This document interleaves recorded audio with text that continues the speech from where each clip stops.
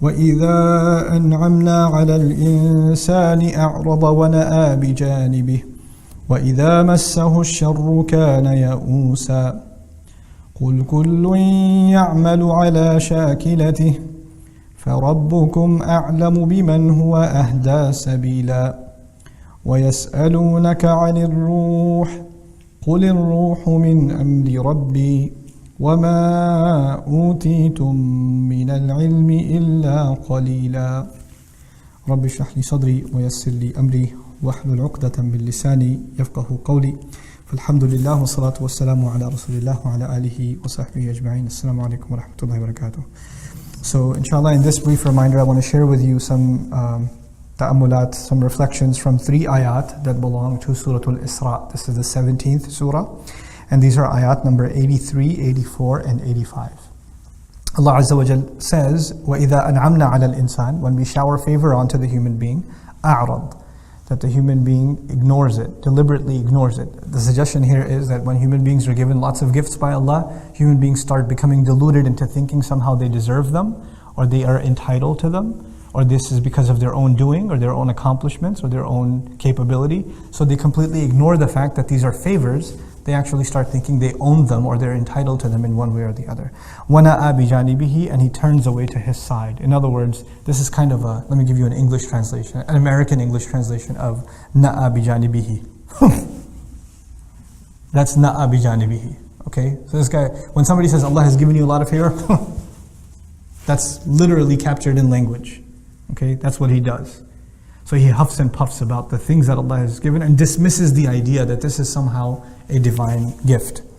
وَإِذَا مَسَّهُ الشَّرُّ, and when harm touches him, when harm hits him, كَانَ يَئُوسًا, he becomes altogether depressed, full of sadness. Allah has done this to me. Why am I being put through this? What did I do to deserve this? When good happens, I deserved it. And it was my doing. But when bad happens, it wasn't my doing, it's Allah's doing. Allah did this to me. كَانَ يَئُوسًا, this twisted mind of his.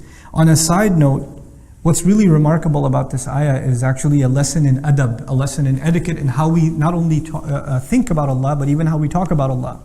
And obviously you all know that speech, the way a person speaks is a manifestation of how they think, right?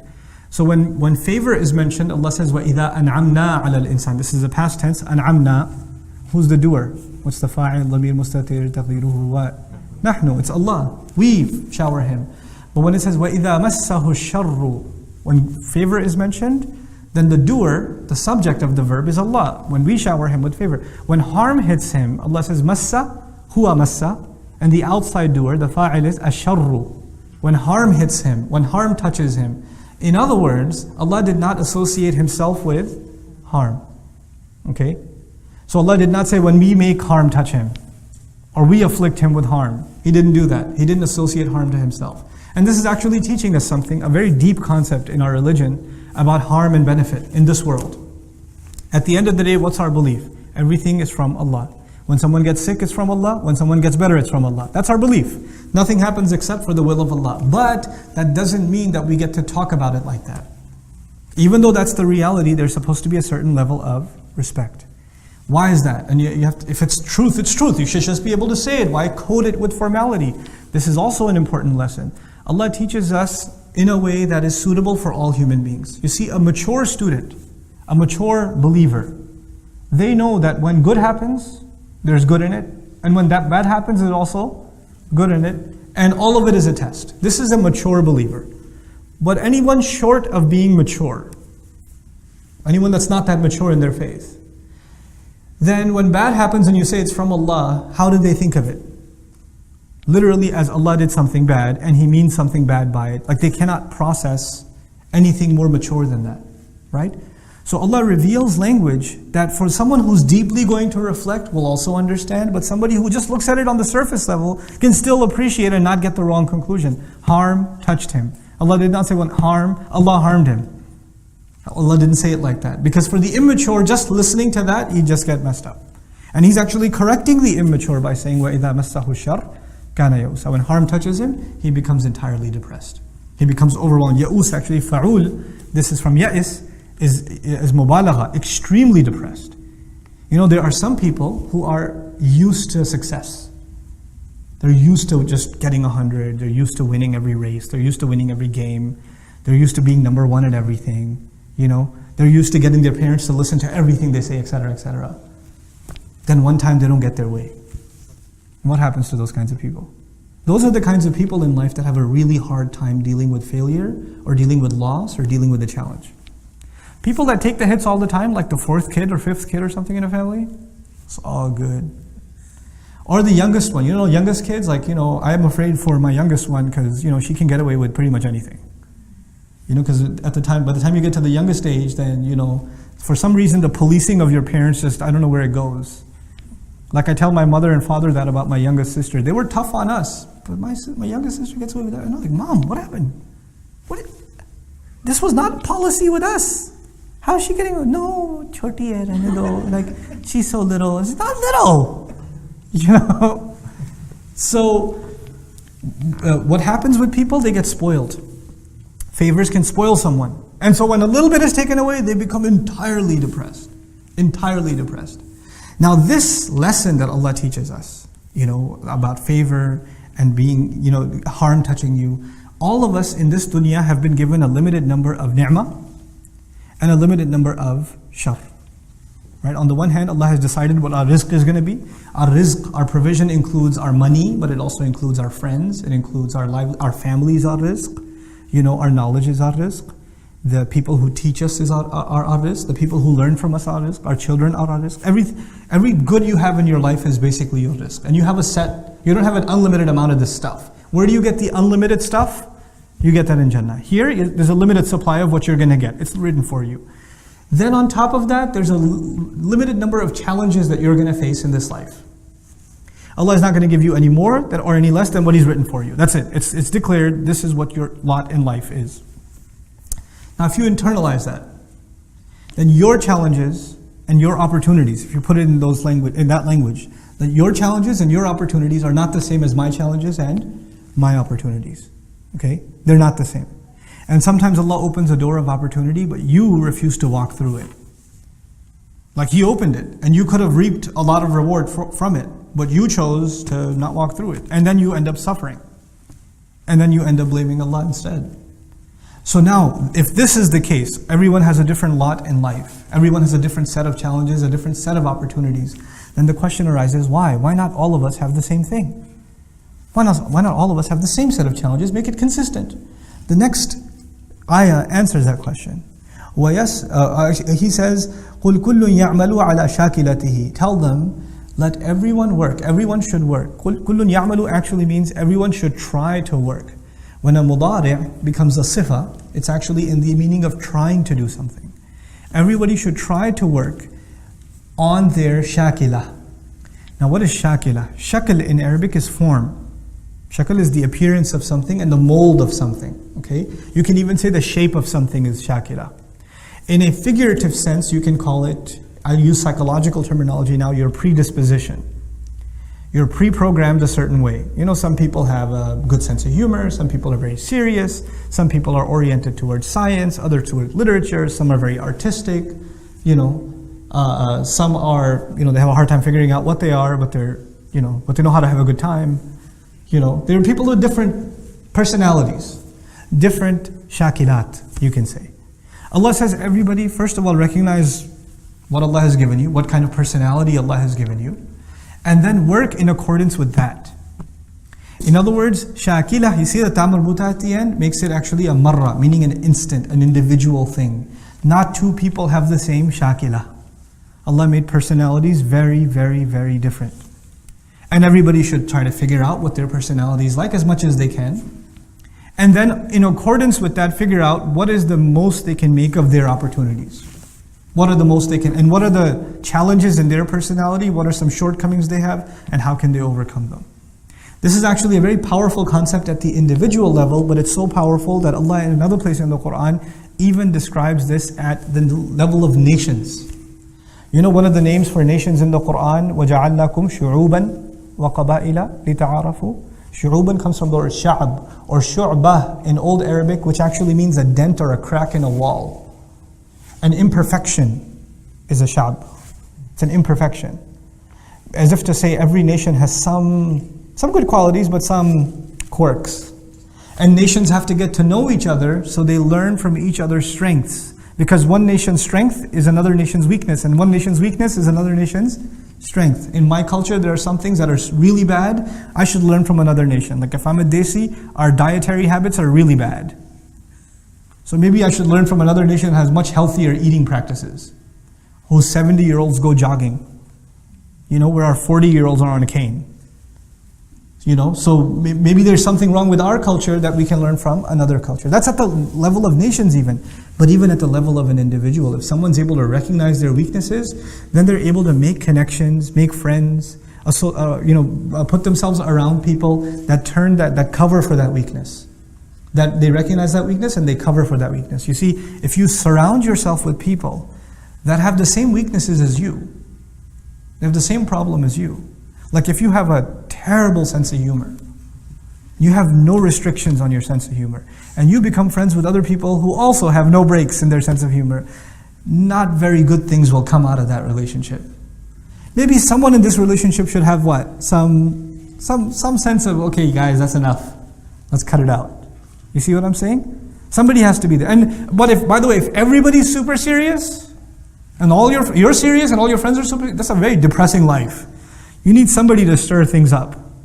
قُلْ كُلٌّ يَعْمَلُ عَلَى شَاكِلَتِهِ. Now in terms of deen, in terms of what Allah wants you to do with your life, everybody should, instead of complaining, or you only get happy when good things happen, and you get super depressed when bad things happen, the reality of it is, each of you will have your share of good and bad in this world, and you need to make the most of it given your personality, given your shakila. فَرَبُّكُمْ أَعْلَمُ بِمَنْ هُوَ أَهْدَى سَبِيلًا. Then your master knows who is more guided in terms of a path. And he didn't say as-sabil either, he said sabilan. He made it actually, this is a tamyiz of it, in terms of a path, suggesting that each one of us will have a course, depending on our shakila. Now, which raises another question. Where did these different personalities come from? How come we have different personalities? In psychology studies, they study genetic twins. One's favorite color is blue and the other's favorite color is purple, and they're like, we can't figure this out. Genetically, they're the same. Because some said your personality is a product of your genes and your environment, right? Nature and nurture. But then they can't figure out these cases where the nature is the same, genetically they're the same, and they're brought up in what? Same household. So their nature is the same and their nurture is the same, but this guy likes bicycles and that guy likes boats, or whatever. This one's into sports and that one's into chess, and they can't figure this out. Genetic twins, how can they do this? Allah Azza wa Jalla actually answers this question. And He says, there is something mysterious about you and what's going on inside you. The next ayah is, وَيَسْأَلُونَكَ عَنِ الرُّوحِ قُلِ الرُّوحُ مِنْ أَمْرِ رَبِّي. They ask you about the ruh, the essence of the human being. By the way, ruh, interesting word in Arabic, associated with rawh, like farawhun wa rayhan, joy, pleasure, contentment, satisfaction. There's something inside of us that is the source of our happiness, is the source of our contentment, and it's distinct to each and every one of us. We can only know very little about it. Allah says, they ask you about the ruh, tell them the ruh is from the command of my master, min amri rabbi. Shah Waliullah Dehelvi rahimahullah used to argue that there are two worlds of Allah's doings. There's the alamul khalq and alamul amr. Alamul khalq, the world of creation, and the world of command. And what he meant by that is that Allah created this universe, a physical universe, in which there are certain laws that govern it. It's dictated by time. For instance, when you plant a seed in the ground, it doesn't just pop up into a tree, right? There's a process by which it turns into a tree. A baby doesn't just turn into a man overnight or a woman overnight. There's a process, there's a time. And this is the world of khalq. Allah made things with tadarruj in the world of khalq. There's a process and progression in the world of khalq. But there's the alam of al-amr. There's the world of amr, where Allah commands something and it comes into full formation to perfection when? Instantaneously. Like the angels are from what? Alam al-amr. The ruh is from what? Alam al-amr. The Quran is from Alam al-amr. Right? So there's this unseen world where things happen. They're first of all not limited by time like we think of time. They're not limited by distance like we think of distance. They're not limited by process like we think of process. It's its own entity, the world of al-amr, the amr of Allah. Which is why when amr is mentioned, إِنَّمَا أَمْرُهُ إِذَا أَرَادَ شَيْئًا أَنْ يَقُولَ لَهُ كُنْ فَيَكُنْ. When He says amr, He gives the amr that it should be, and it comes into existence immediately. It happens immediately. That's the world of Allah's amr. And these two worlds seem to be separate most of the time. In us as human beings, we actually have, our physical growth is from alam al-khalq, and our spiritual entity belongs to alam al-amr. Prophets ﷺ are teaching people, but their teachings come from where? Alam al-amr. And the miracles that they're given, which break alam al-khalq, because they belong to alam al-amr, right? So the fire stops burning in Ibrahim a.s. case, that's from the amr. Now Allah is saying that your ruh, something inside you, belongs to alam al-amr. قُلِ الرُّوحُ مِنْ أَمْرِ رَبِّي. It's from the amr of my Rabb. And how much do we know about angels? How much do we really know about, the world of amr? Not much. We can have some idea that whatever Allah tells us we can have, otherwise it's entirely unseen and unexperienced to us. So actually what we're learning then is, there is something inside of us, inside of you and inside of me, that is the essence of my personality, and yet I know about it very little.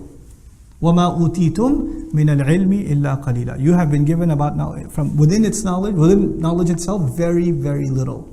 There's something inside us so powerful that we can't even know it ourselves. Now, think about this in retrospect. The human brain, the physical brain. This is not ar-ruh. This is just some gray matter and some electrical signals going off between microscopic cells over here. This stuff, how much do neuroscientists know about the brain? After all this research, they tend to say we know almost nothing. We're only beginning to scratch the surface. And that's within alam of what? Al-khalq. So how are we going to know anything really about alam al-amr, the ruh? So what Allah is teaching us then is that we have to go on this expedition. When you work towards your predisposition, you will discover more about yourself.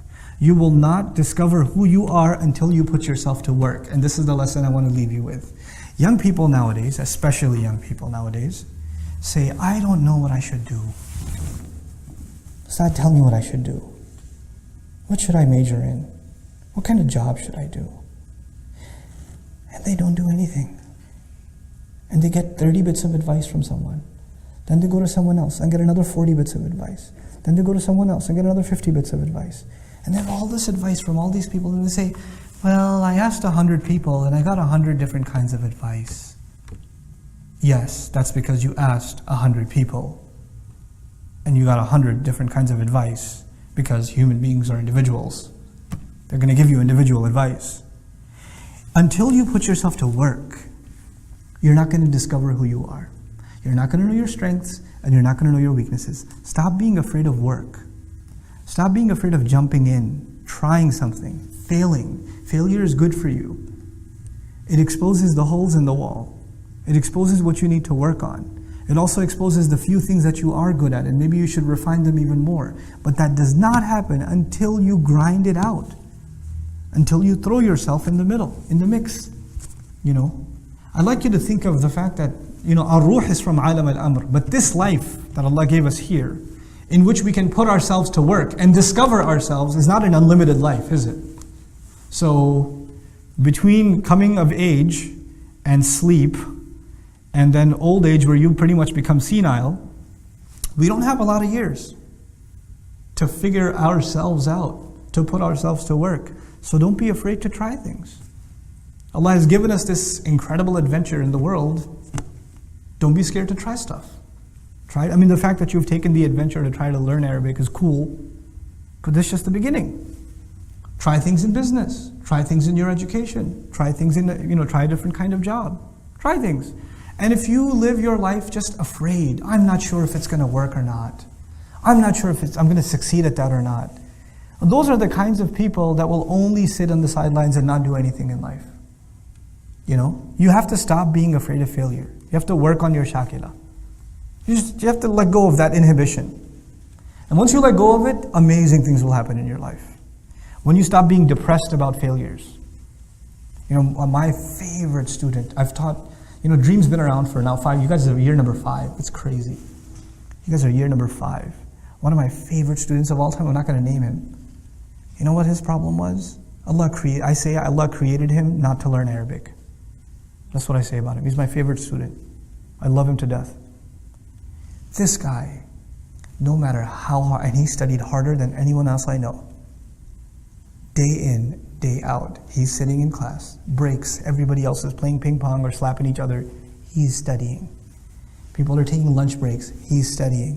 He's buried in the notes. He's buried in review. He's always asking questions, studying.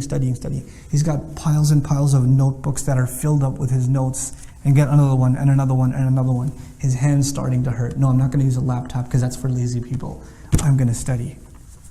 And he's one of my close friends.